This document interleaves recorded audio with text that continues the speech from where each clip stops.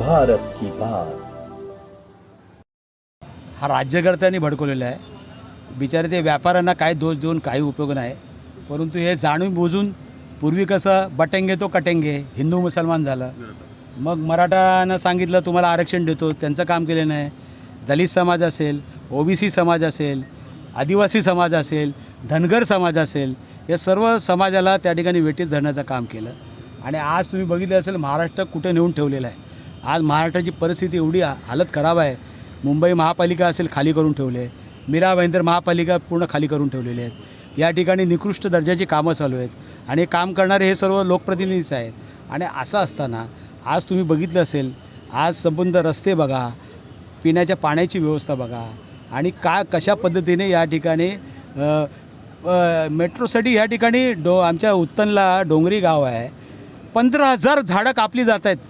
पर्यावरणाच्या दृष्टिकोनातून हे संबंध सरकार या ठिकाणी नाकाम झालेलं आहे। आणि हे जे आहे कारशेड ती या ठिकाणी खाली असायला पाहिजे, डोंगरावर नेऊन ठेवले। आणि एवढे पैसे तुमच्याकडे आहेत का? डोंगर कापायला लागेल तुम्हाला। आणि असं असताना लोकांच्या जनतेच्या पैशाचा अपव्यय या ठिकाणी चालू आहे। आणि असं असताना आज तुम्ही बघितलं जनता हवादिल झालेली आहे। आज जनतेचे प्रश्न कोण सोडवायला मागत नाहीत। आज या ठिकाणी अत्याचार वाढलेले आहेत, महिलांवरती अत्याचार होत आहेत, खोटे गुन्हे दाखल केले जात आहेत। आणि कशा पद्धतीने आज या महाराष्ट्राची परिस्थिती निर्माण करून ठेवलेली आहे। आणि तुम्ही बघितलं असेल या महाराष्ट्रामध्ये आज तुम्ही बघितलं असेल की कशा पद्धतीने गेल्या महिनाभरापासून वातावरण निर्माण करून ठेवलेलं आहे। अधिवेशन त्या ठिकाणी चालू आहे। या ठिकाणी मोर्चाला तुम्ही इतर परवानगी देताय, त्यांना परवानगी द्यायची होती। आणि जर त्यांना परवानगी दिली असती तर हा विषय कधी वाढलाच नसता। आणि तुम्हाला माहिती असेल हे करणारे करते धरते मागे राहिलेत आणि यांनी त्यांना भडकवून त्याविषयी मोर्चा काढला। आज सर्व मराठी भाषिकांचा मोर्चा होता आणि त्यांना परवानगी द्यायला पाहिजे होती, परंतु दिली गेली नाही। आणि म्हणून हा प्रसंग निर्माण झाला। सर, आजचं आंदोलन जे आहे आम आदमी विरुद्ध आहे या सरकारच्या विरुद्ध आहे? सरकारच्या विरोधात आहे ना। सरकारनेच आदेश दिले। आज पोलिसांना दोष देत आहेत की पोलिसांनी असं केलं। अरे तुम्ही त्या पोलिसांना सांगितलं ना की मोर्चा होऊन देऊ नका, गुन्हे दाखल करा, हे तुमचे आदेश आहेत।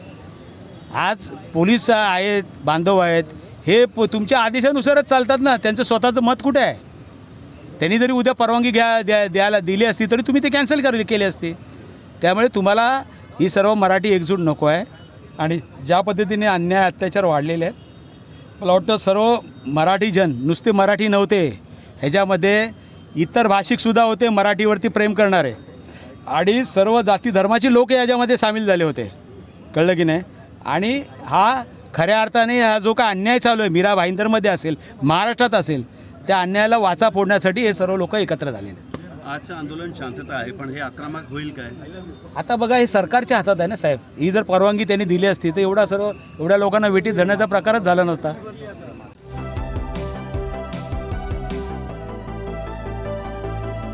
भारत की बात।